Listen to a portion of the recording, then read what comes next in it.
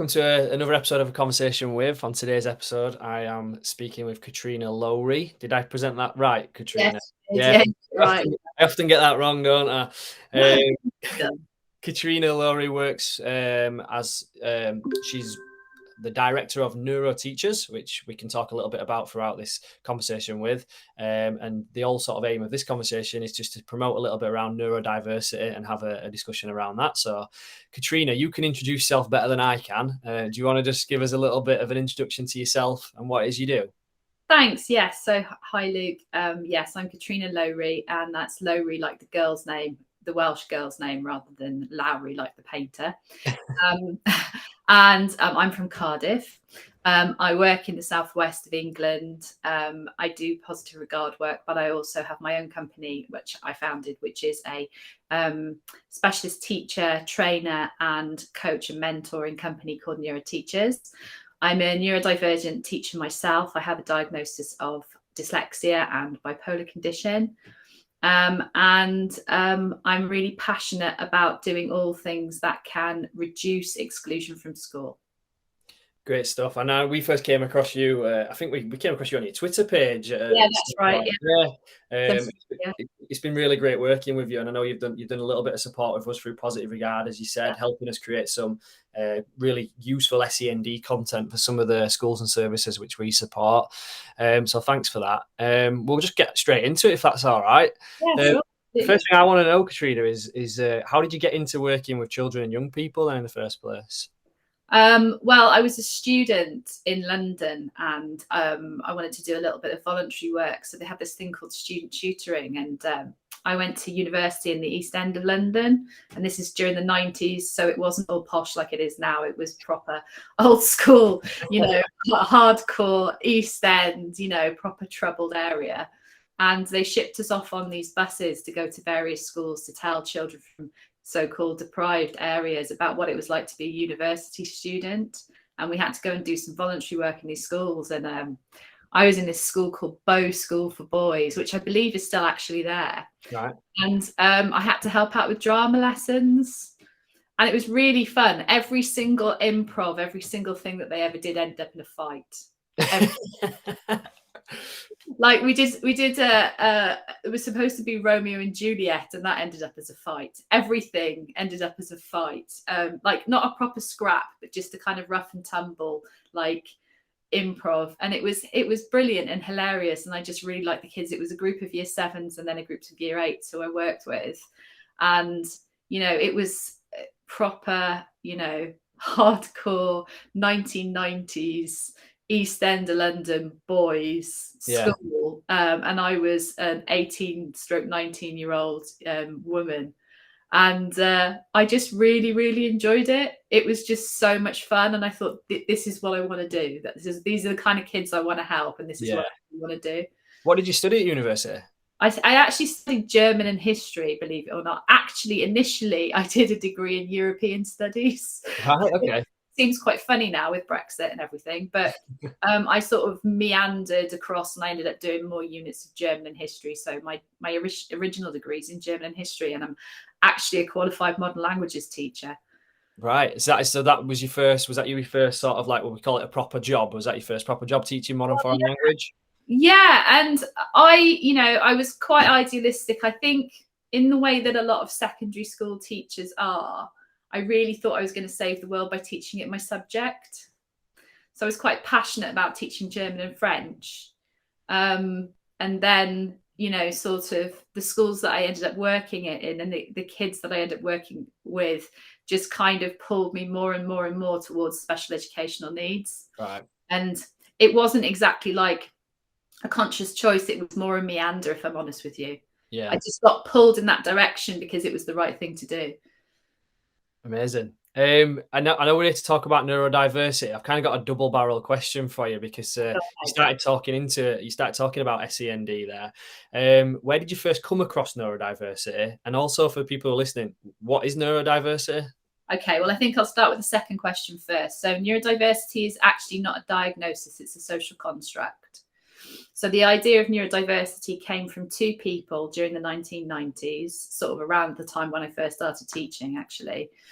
So there was Judy Stringer, who's actually available on Twitter. She's a lovely lady. If you want to ask her any questions about this, she's really, really helpful. And she's a sociologist, and a journalist called Harvey Bloom. And basically what they wanted was an umbrella term that was positive for all of these conditions where people have different brains. So things like autism, dyslexia, dyspraxia, ADHD, those are probably the most common ones that you would have heard of, but they all come under the umbrella term of neurodiversity. So again, the term neurodivergent is a general term, a kind of social construct rather than a specific diagnosis.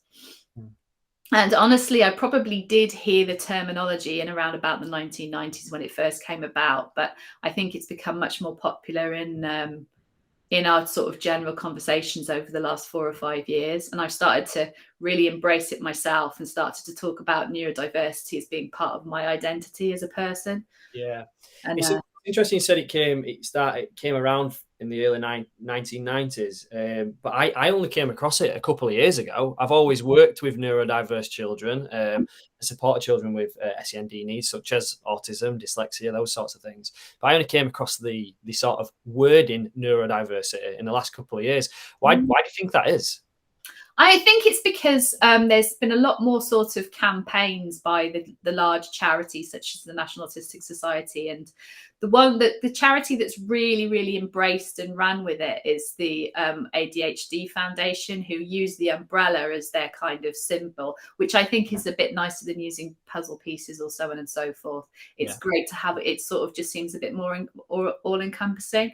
So they've started to talk about neurodiversity generally, and I think there's more of a recognition that it's highly unlikely that you're just going to have one type of neurodiversity. I mean, I've got 2 that I know of, but I think I might have a little bit of ADHD as well, to be honest. Yeah, I can certainly relate to that. Yeah. And I think like it's highly unlikely that you're only going to have one. Yeah. So rather than us being just like, you know, either just autistic or just dyslexic or just OCD or just ADHD, most of us have a little bit of an overlap. Yeah. So to think of it as more of an umbrella term, I think has become much more popular because it's a little bit limiting to say, you know, you only have one sort of string to your bow, if you see what I mean. You only have one kind of type of identity when it comes to your neurodiversity. So I just think I just think it's a much more positive way of thinking about things to say neurodivergent. Well, thanks for clearing that up, and also it's good to hear kind of the history of it and how it's developed and people's sort of views and opinions on it. Can you remember the first sort of neurodiverse children that you ever worked with? I certainly can. There was one boy who really just changed my life, and his name is Colin. And I always say, I mean, that's not his real name, but I've always changed his name to Colin because it suits him. I have permission to talk about him, of course. So Colin was a boy who was, as it turned out, he was autistic and had global delay, but I didn't really know that when I first got to know him. But he did have what we used to have statements before you had EHCPs. You used to have these things called statements, and I was newly qualified in my second year of teaching, and I got a job as head of German, believe it or not, you know, because in those days, like I said, it was the 90s and it was inner London, so it was quite easy to get promotion. And I knew everything there was to know because I was in my second year of teaching and I'd done my NQT. So I definitely knew everything. And then I met Colin and it changed my life. And one of his targets was to learn to copy. So I had this foolproof kind of exercise for him where we had 6 fruits up on it was like an overhead projector. I don't know whether you even remember overhead projectors. Yeah, certainly do. Yeah. Plastic that you used to put in, and you'd have little pictures, and it had pictures that I'd drawn of 6 different fruits, and then the word written underneath. And then I'd given him a matching worksheet where he had the pictures and he had to copy the word down.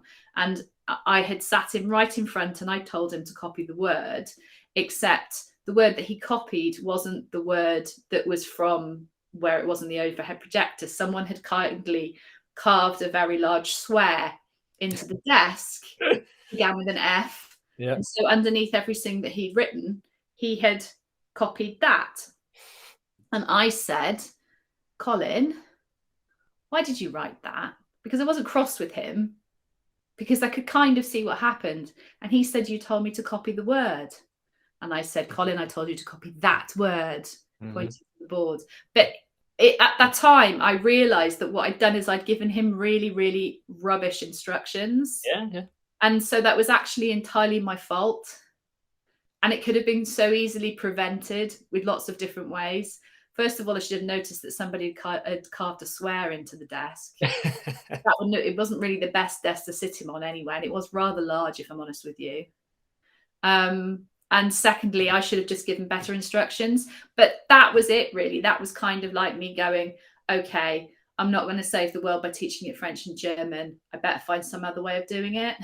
And it's interesting. So I remember working with neurodiverse children myself at a time like that, and making similar sort of mistakes that you made there about my language choices weren't correct. I didn't have the right visuals around to support the young people. It's difficult when you don't have the skills to support those young people. Where did you, I suppose, learn those skills, or start kind of looking into how do we support these children and make those reasonable adjustments that they need? Well, most of it I did just learn from the kids. And I always say, if I ever write a book, I'm going to say, it's going to be about the children who changed my perceptions, Colin being one of them. If you do not learn to teach the way they learn, then they will teach you how to teach the way they learn. Perfect. To paraphrase that well-known phrase that I've just used, teach and learning several times. So yeah, you have to learn to teach the way they learn. And if you don't, then you're going to get it horribly, horribly wrong. And you're going to end up with mistakes like that or worse, to be honest. So connection, relationships, understanding came into it. Yeah. I didn't even deliberately set out to do that, because as I'm really open about in my blog, I was like a staunch behaviorist when I first started, because I totally believed in all of that, because that's what I was trained. The only training that I got in special needs, the only training that I got in behavior was in behaviorism. And I believed it because that's what I was told. And then very, very quickly, I started to realize that it's about the relationship, and I got pulled in the direction that became much more relational. And I just started to realize that this wasn't working. And so, I started to find my own way out around thing. And then eventually, I was working in a service in Cardiff called Health and Exceptional Circumstances, and an educational psychologist suggested to me that I do a master's in autism, because I was quite good with autistic kids. And he said, you are pretty good at this, but if you got a little bit more training, then perhaps, you could be really, really helpful and you can make quite a difference. So he actually printed out the application form for me, slid it across his desk and says, "Fill this in." And so I went, okay. And I did it, even though I had a 1-year-old baby at the time. And, I was just off maternity leave. Yeah. I'm not really sure how I managed to do a master's with a 1-year-old, but I did. And that was kind of it, really. Ever since then, I've had such an interest in finding out more about neurodiversity and about, how to really make a difference. Yeah. Good for you. I mean, and hats off to you for doing that with a 1-year-old. I can barely make a cup of tea with a 2.5-year-old grabbing around the ankles. So I don't know how I did it, to be honest. I did it because she was between the age of 1 and 3 at the time, and I was working full time as well. So I don't really know how I managed to do that, but I did it, and here I am. Katrina, thanks for that. These are some really good, useful conversations. I know people get a lot out of listening to this. I noticed, and you keep talking about your own neurodiversity as well, and I know that you're quite open about speaking about that, and I think that's really brave. And it's also it's great for people to hear and see, obviously, people like yourself that do have neurodiversity, that have made a success in life, that can get on, that have children, that have a job, that work, and also, really importantly, are now sharing sort of information and knowledge around neurodiversity. What's it like, if I may ask you, being a neurodiverse adult yourself? Well, I wasn't always so out about it as I am now. I mean, I don't really know how to say it any other way than to compare it to being out, I suppose.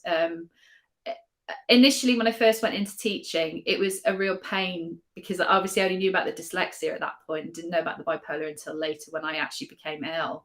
Yeah.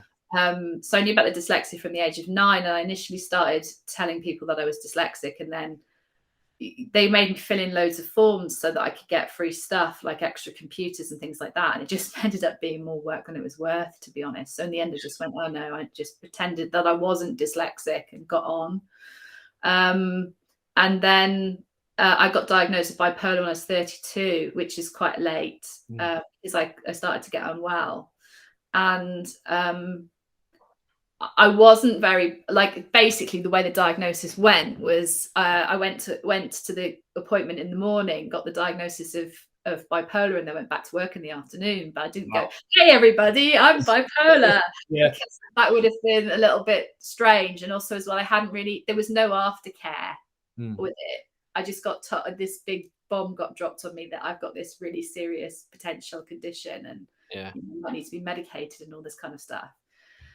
So I didn't really say anything to anybody. And in fact, I probably could count on two hands how many people knew I was bipolar at that point. And it took until I was around about probably 40 before I started to tell people. So it's only been the last kind of 6 or 7 years that I've really said anything. And then over the last 4 years, I've kind of put it front and center of my career. And I've actually started to think, do you know what? It's part of my identity. I wouldn't hide if I was gay, or if I wouldn't hide if I were, if I had a particular religious belief or any other part of my identity, I wouldn't try and hide.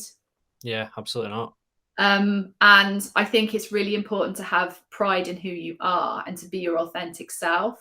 Yeah. And actually, as my company is kind of set up for inclusion for neurodivergent people, then I can set a really great example of how successful you can actually be. You can run your own company. You can, like you say, have a, house, car, partner, relationship, children, all the kind of measures of success in modern society. You can do all of that. And also as well, I have found that there are actually quite a few neurodivergent teachers. And so I started a group for them on Facebook recently. We've got about 250 people. But if anybody's interested, it's called the Neurodivergent Teachers Network. It's on Facebook at the moment, but we hope it to be across all social media over the next few months. Amazing.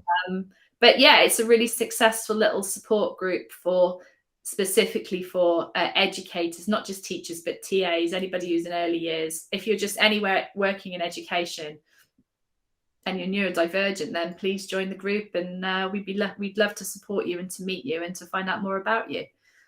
I thank you for being honest and open again, and I really appreciate that. And as somebody that's got experience of neurodiverse siblings myself, I know how difficult it can be, and how people can be perceived to be one thing, and talking about it, it's great to get people to understand it a little bit more.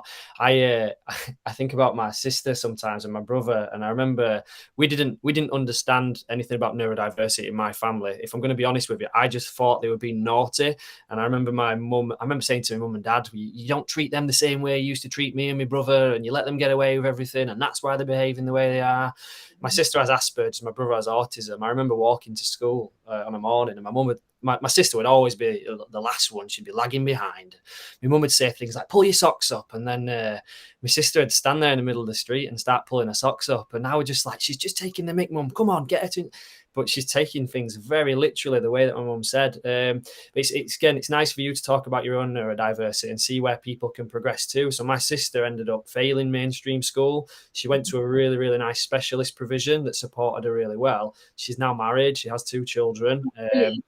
Unfortunately, she can't work. At the minute, she does lack those social skills that she needs to be able to work successfully. She still has a lot of support from my parents and from family around her.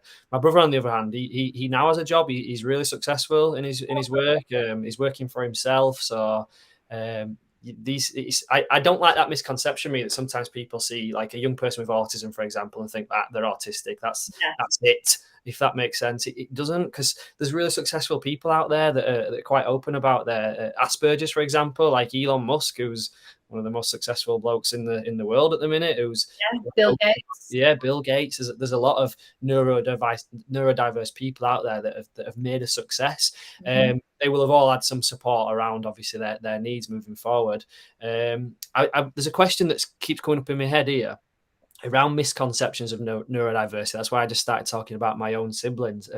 So the question I want to ask you is, are there any misconceptions of neurodiversity and or any key points that people need to understand in regards to neurodiversity? I think the first thing is to understand that you don't need any kind of formal diagnosis in order to be able to act. So, you know, if you're a teacher listening, or a TA, or anybody working in education, and you suspect that a child is neurodivergent, you're probably right. And so probably what you need to do is to start making some reasonable adjustments, start putting that differentiation into place. Without an EHCP being in place. You don't need to do that. You have the power to go into the classroom straight away, straight after having listened to this. The next day that you're in school, you can go in and you can start making a difference to their lives. So you don't need that formal piece of paper in order to do that. In fact, you don't need that formal piece of paper ever in order to do anything. But if you suspect that a child has ADHD and you know some strategies that might work, then start doing them straight away. I think that's so important. And I remember working in an SEMH classroom with 10 children.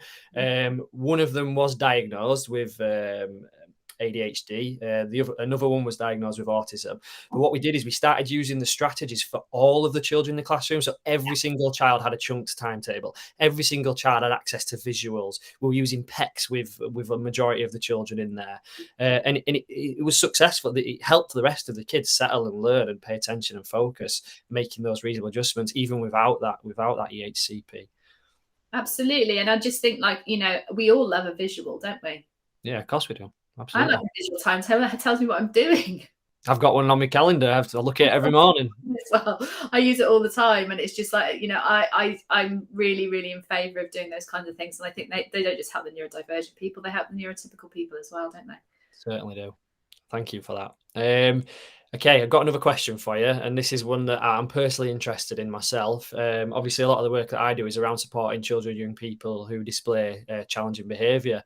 Can you explain the links between neurodiversity and behaviour and how we can support this? Yeah, I mean, the main thing to understand is if you have, there may be some challenging or some disruptive behaviour from a neurodivergent person, but there may not be.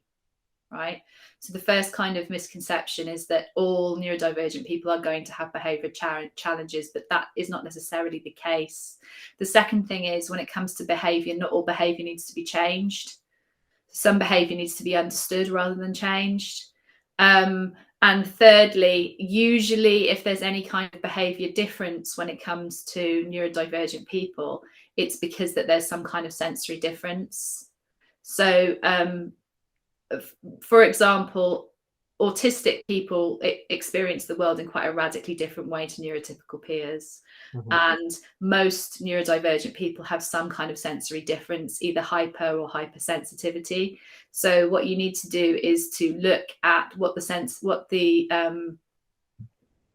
use some kind of checklist or some kind of screener, perhaps, to try and find out a little bit more about the sensory needs. And then you can use sensory play, or you can use some sensory diet to down or up regulate the child to try and keep them within their window of tolerance.